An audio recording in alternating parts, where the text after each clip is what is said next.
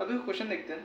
Question कह रहा है कि a particle is moving in r is equals to 50 centimeter such that the normal and tangential components of acceleration are equal. If speed at t is equals to 4 meter per second, the time taken to complete one revolution is इतना, मतलब हमें time दे रखा है, ठीक है, एक revolution में इतना टाइम लगेगा, इतने t seconds. So where a is, अच्छा हमसे a पूछा है, देखो इसको कैसे करेंगे। हमें दे रखा है कि नॉर्मल एंड टेंजेंशियल एक्सेलरेशन क्या है, बराबर है। टेंजेंशियल एक्सेलरेशन क्या होता है, dv बाय dt। नॉर्मल कितना होगा, v स्क्वायर बाय r, ठीक है।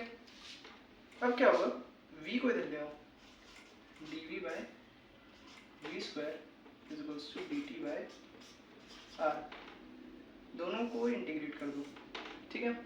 तो ये आता है अपने पास -1/v is equals to t upon r plus c, ये आ जाता है, ठीक है। At t is equals to 0 पे हम v मान लेते हैं कि v जो स्पीड है वो v नॉट है, ठीक है। Now at t is equals to 0 v is equals to v not, तो c कितना आ जाएगा, c निकालते हैं अगर, तो ये आ जाता है अपने पास, ये इधर जाएगा तो माइनस कॉमन हो जाएगा, तो 1/v नॉट प्लस t0 हो जाएगा 0/r, तो c आ जाता है हमारे पास 1/v not minus 1/v not, ये c आ जाता है, ठीक है। तो अगर इस इक्वेशन को अच्छे से देखें तो ये बन जाता है 1/v is equals to t/r minus 1/v not, ये हमारे पास इक्वेशन 1 आ गई। इसको नोट करके रख लेते हैं, इसकी काम इसका ज़रूरत पड़ेगा, ठीक है।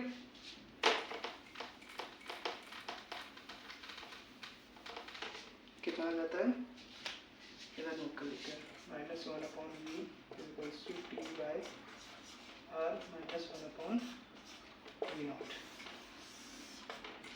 ठीक है।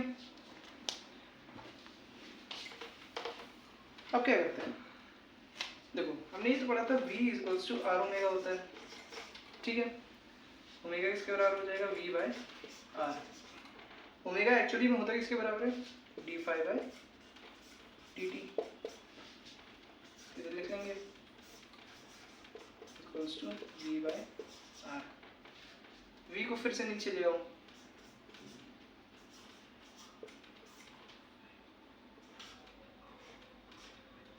ठीक है। नहीं काम करो, v नीचे मत लाओ, सॉरी, इक्वल्स टू dt को ऊपर ले जाओ, ठीक है।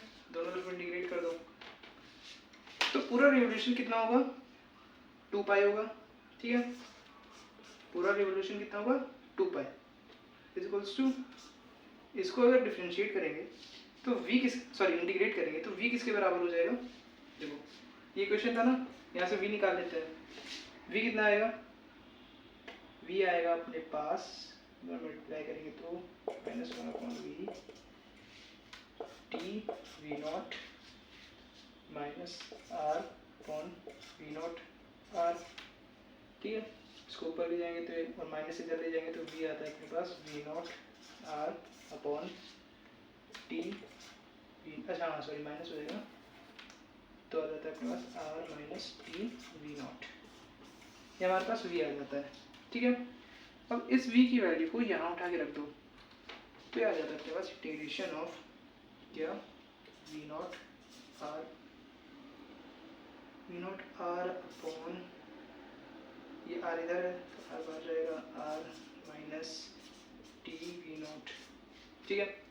v नॉट r को उठा के बाहर पटक दो, 2 pi equals to v not by r, ठीक है। r को नीचे ले आएंगे तो इधर हो जाएगा dt, तो इंटीग्रेशन में नीचे डिवाइड कर दो ना, r को वापस से नीचे ले आओ तो हो जाएगा 1/1 minus t v not r। अभी तक इतना आया हमारे पास, ठीक है। थोड़ा सा कैलकुलेशन लंबी है लेकिन हो जाएगा, ठीक है। देखो इसको इंटीग्रेट करेंगे, इंटीग्रेशन मुश्किल लग रहा है तो क्या करेंगे, ये जो दिया रखा है ना 1 minus T V not upon R, इसको लिख लेते हैं हम लोग यू, इसको यू लिख लेते हैं। अब क्या करते हैं, दोनों साइड क्या कर देते हैं, डिफ्रेंशिएट कर देते हैं। तो D you by D T इसका डिफ्रेंशिएशन क्या आएगा, कुछ नहीं, इसका आएगा टी उड़ जाएगा, T T by D T, T उड़ जाएगा तो अंत में बचता है वी नॉट बाय आर। हमारे पास ये आ गया, ठीक है। अब क्या करते हैं, हमारे पास इधर क्या था, डी टी था, तो डी टी किसके बराबर आ जाएगा, इधर से डी टी बराबर आ जाएगा minus of R D U upon V not. ये डी टी इसके बराबर आ गया, डी टी को यहाँ रख दो तो ये आ जाता है अपने पास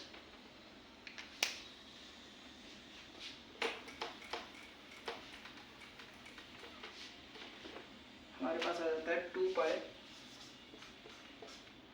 equals to V not R. इसको यहाँ रख देंगे डी टी की जगह, तो डी टी जगह क्या आ जाएगा, और इसी जगह क्या आ जाएगा यू, 1 बाय यू, ठीक है। डी टी इसके बराबर हो जाएगा minus R D U by V not के, ठीक है। देखो ये कॉन्स्टेंट्स है, ठीक है, इसको कट कर दो, है ना, V not by R, R by V not, minus को बाहर लिख लो, 2 pi minus 1 upon U D U, ठीक है। अभी तक बढ़िया। देखो हमने यहाँ पे लिमिट नहीं लगाई थी, इसकी लिमिट कहाँ से कहाँ तक होगी, डी टी की लिमिट कहाँ से कहाँ तक होगी, डी टी की लिमिट होगी 0 से t तक। अब जब तुमने इसको u के टर्म्स में चेंज कर दिया तो लिमिट भी u के टर्म्स में आएंगी, है ना। u बराबर हमने क्या कर दिया था, ये कर दिया था, तो इसमें t की वैल्यू पहले लोअर लिमिट रखो 0, तो u की लोअर लिमिट आती है 1, और t की हायर लिमिट रखो कैपिटल T, तो u की हायर लिमिट आती है क्या, 1 माइनस टी, ठीक है, वी नॉट बाय आर, ठीक है, इसको याद रखना। तो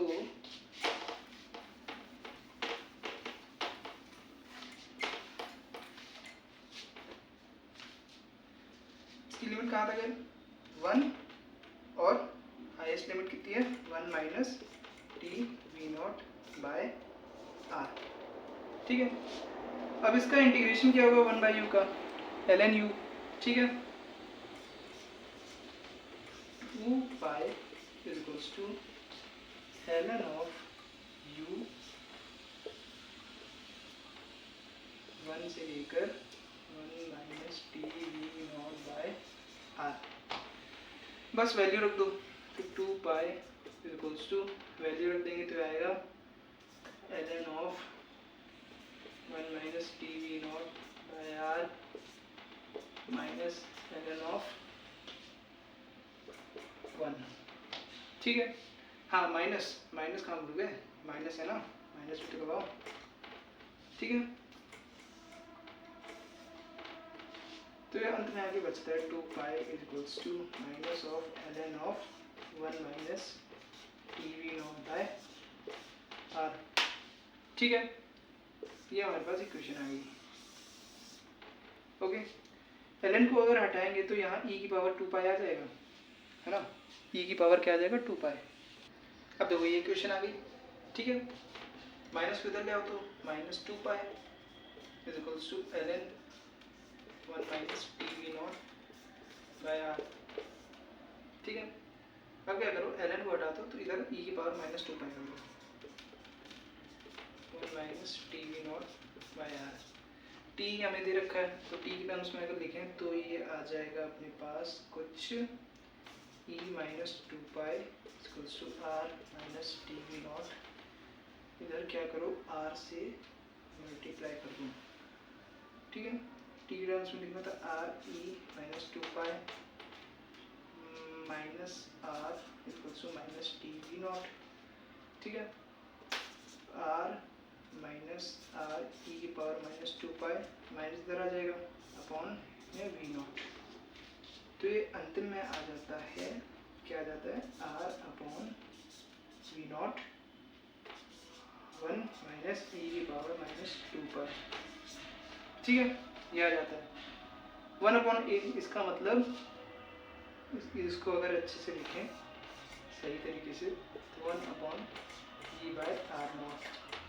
ठीक है, सॉरी v0/r ब्रैकेट में 1 माइनस ई की पावर माइनस 2 पाई। ठीक है, ए निकालना था, हमसे ए पूछा था। ठीक है, ए किसके बराबर आ गया v0/r। ठीक, अब देखो v0 कितना दे रखा है हमें 4, r कितना दे रखा है हमें 50 सेंटीमीटर। 50 डिवाइड बाई 100 तो 100, तो ये आ जाता है अपने पास 8। ए की वैल्यू कितनी आ गई 8, यही आंसर है।